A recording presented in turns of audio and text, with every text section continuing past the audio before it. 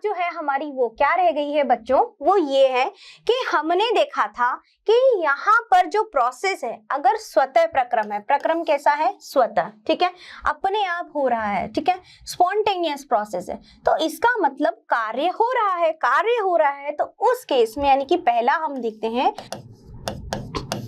स्वतः प्रक्रम, ठीक है, स्वतः प्रक्रम है, ठीक है।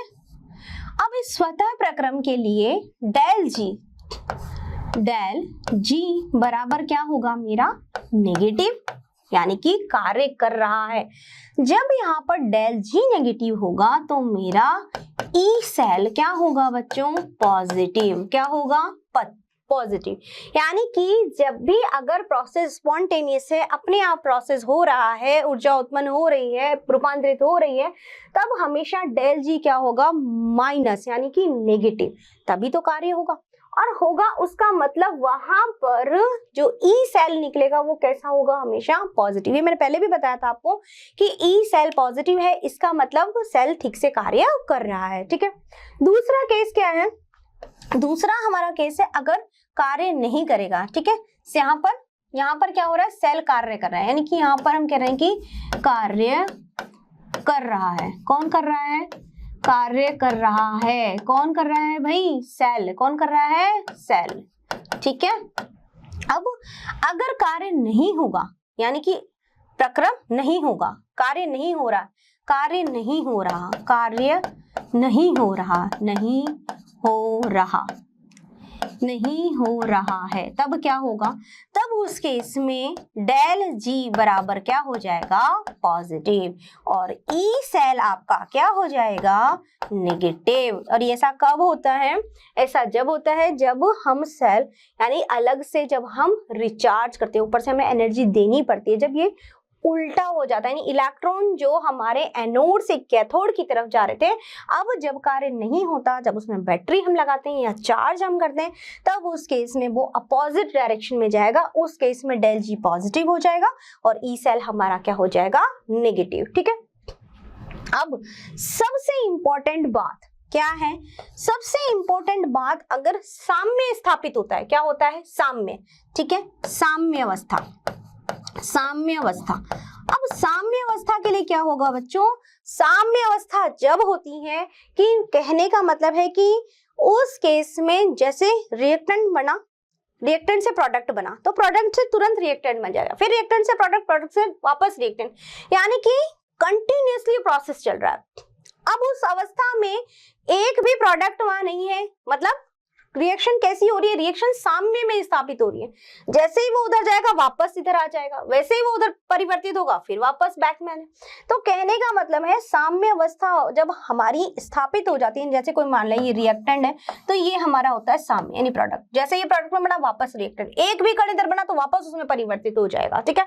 तो ये हमारा साम्य स्थापित हो गया। अब जब साम्य स्थापित, दोनों तरफ बैलेंस हो गया, अब साम्य स्थापित हो गया, तब उस केस में डेल जी बराबर क्या हो जाएगा हमारा, जीरो, डेल जी बराबर क्या हो जाएगा, जीरो, और डेल जी जीरो हो जाएगा तो ई सेल भी क्या हो जाएगा, जीरो, क्या हो जाएगा, जीरो। लेकिन एक बहुत इंटरेस्टिंग बात है क्या, कि ई नॉट सेल जो है वो जीरो नहीं होगा, ठीक है, ई नॉट सेल जीरो नहीं हो, क्योंकि मानक परिस्थितियां तो हम दे रहे हैं ना, हमने तो परिस्थिति दी है, सिचुएशन दी है, कंडीशन दी है, तो वहां पर उसका साम्य अवस्था में जब हम ज्ञात करेंगे ई नॉट सेल तो वो जीरो के इक्वल नहीं होगा।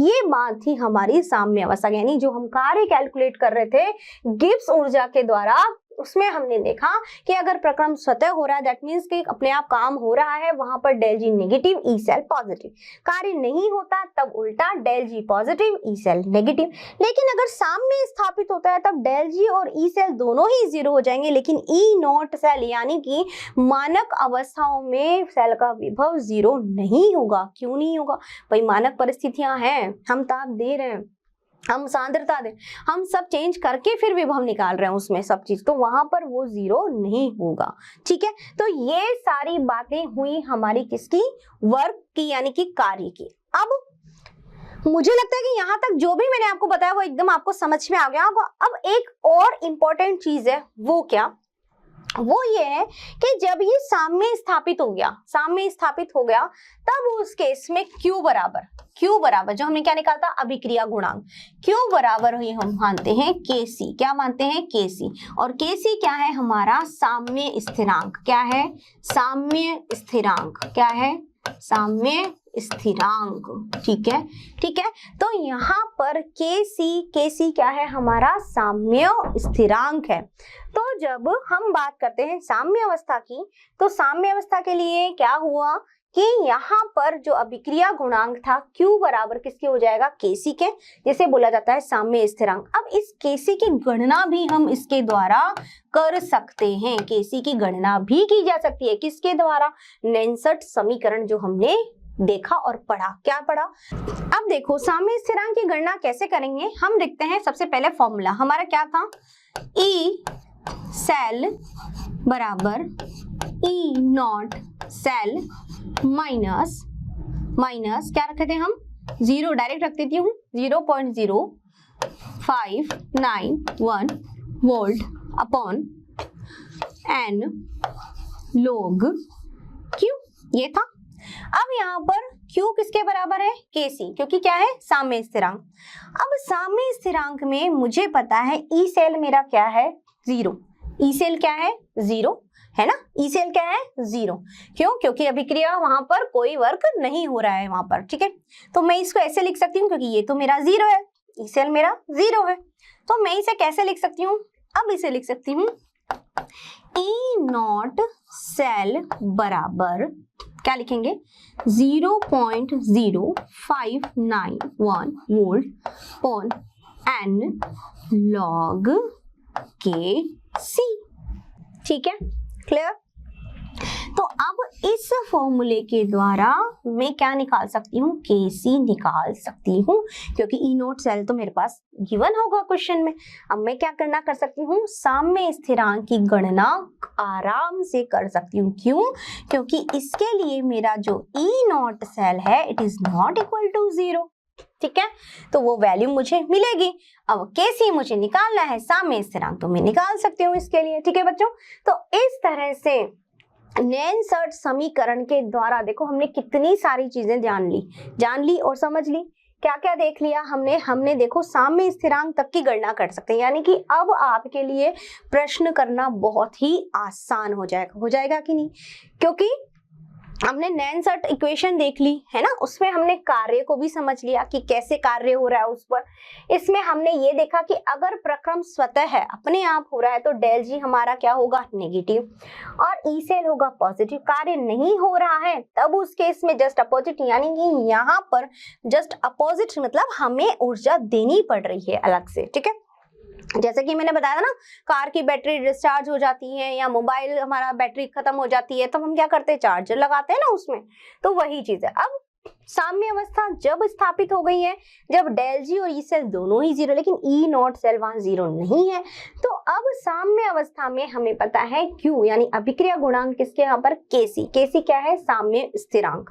ठीक है, तो log Q की जगह मैंने क्या रख दिया? Kc रख दिया। अब इसकी गणना मैं कर सकती हूँ अगर मुझे इससे रिलेटेड प्रश्न मिल जाएगा। ठीक है, तो हमने क्या क्या देख लिया? हमने इसमें बहुत सारे सूत्र देख लिए भैया। क्या क्या देखा? हमने देखा एक तो नेंसर्ट इक्वेशन, दूसरा हमने क्या देखा? दूसरी हमने यहाँ पे देखी है कार्य यानी गिब्सन, यानी कि हमने क्या क्या देखा?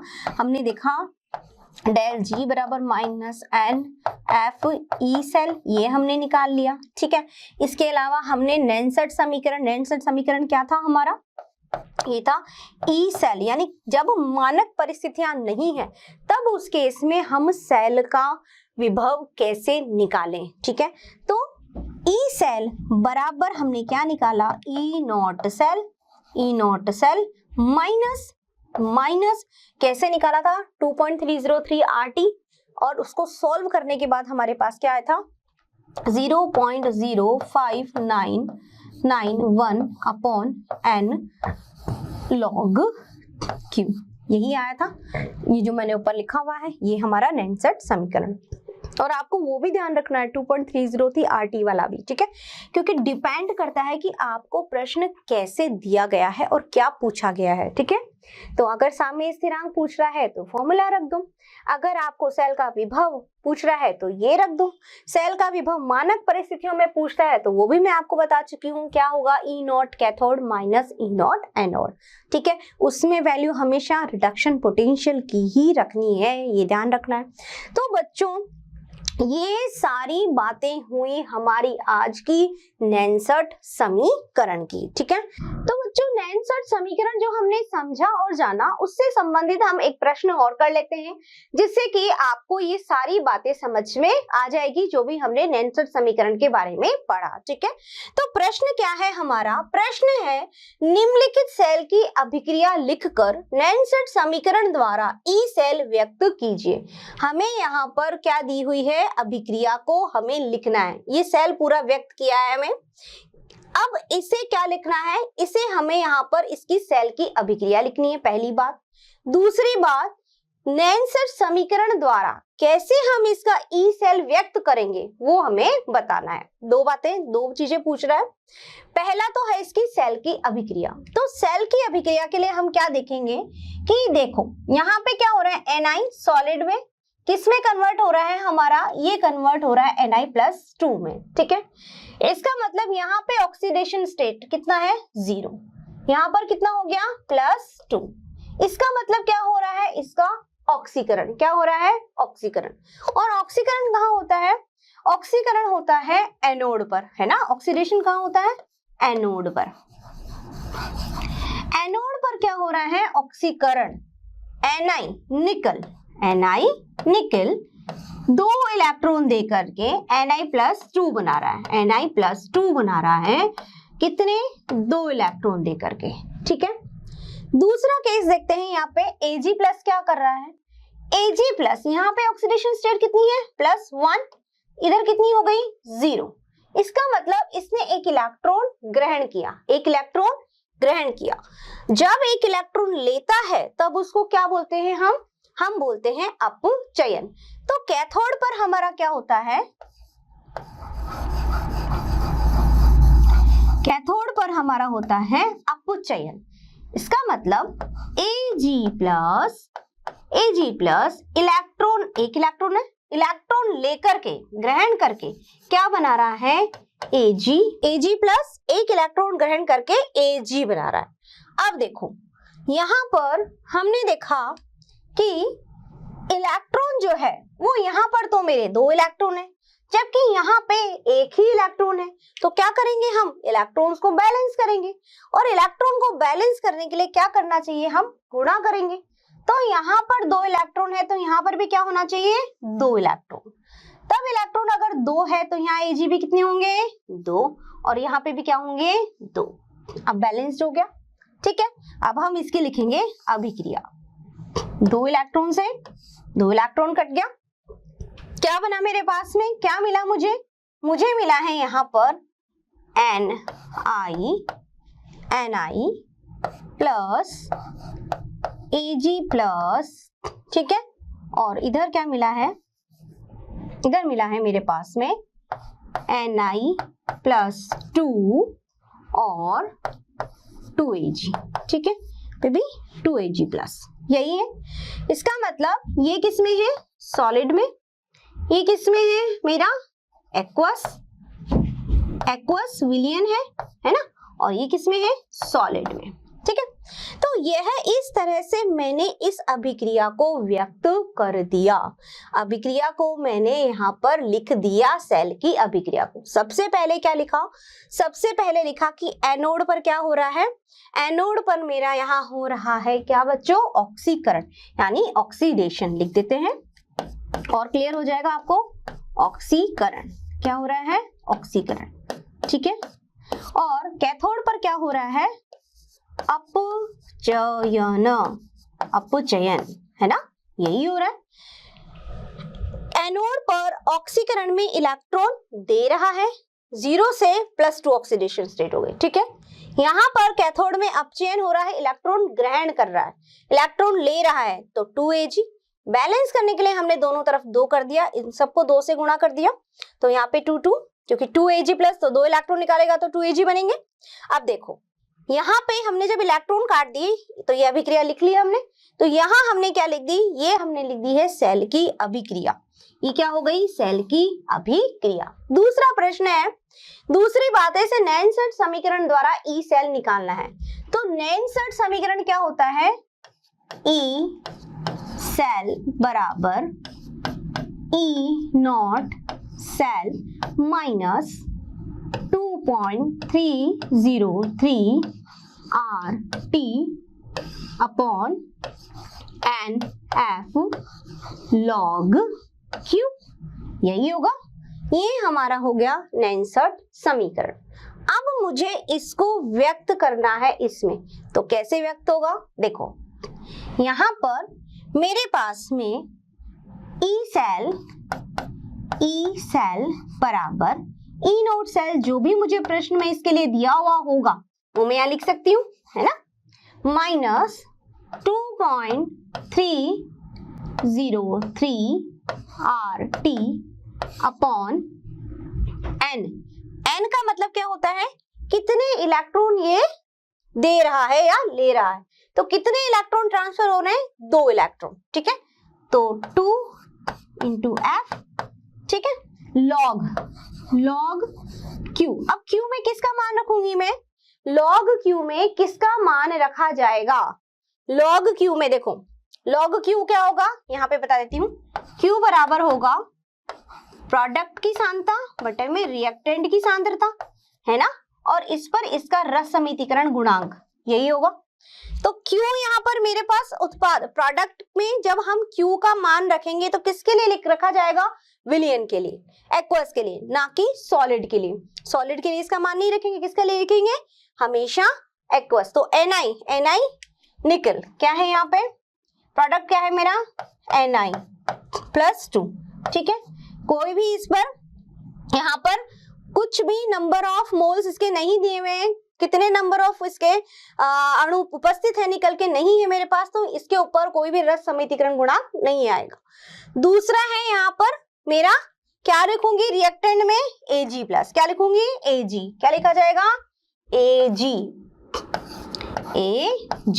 और Ag पर Ag के पास में कितने मोल है, 2, तो इसका घात कितनी हो जाएगी यहाँ पर, 2, और इसकी कितनी हो जाएगी, 1।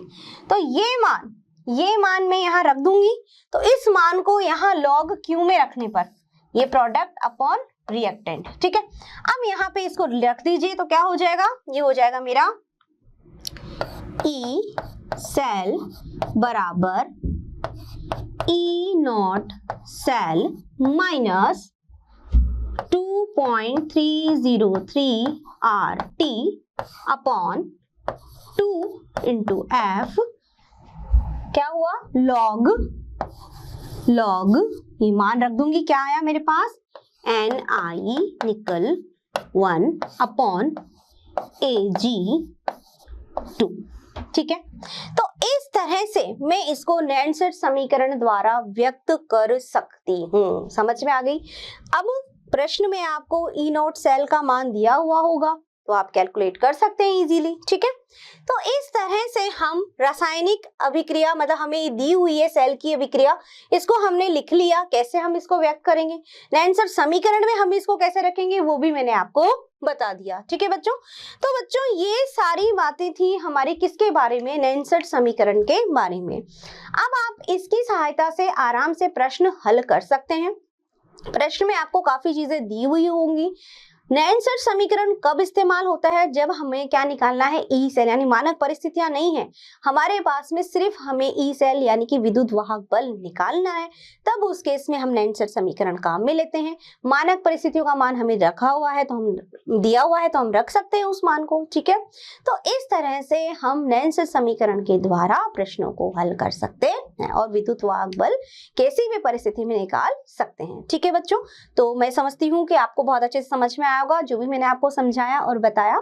तो पढ़ते रहिए और समझते रहिए मेरे साथ, और फिर भी आपको लगता है कि आपको कुछ समझने या कुछ भी दिक्कत है तो आप मोशन लर्निंग ऐप डाउनलोड कीजिए, वहां से आपको सारा मटेरियल मिल जाएगा और आप इजीली सब चीजों को समझ पाएंगे। ठीक है बच्चों, तो आज के लिए इतना ही, धन्यवाद।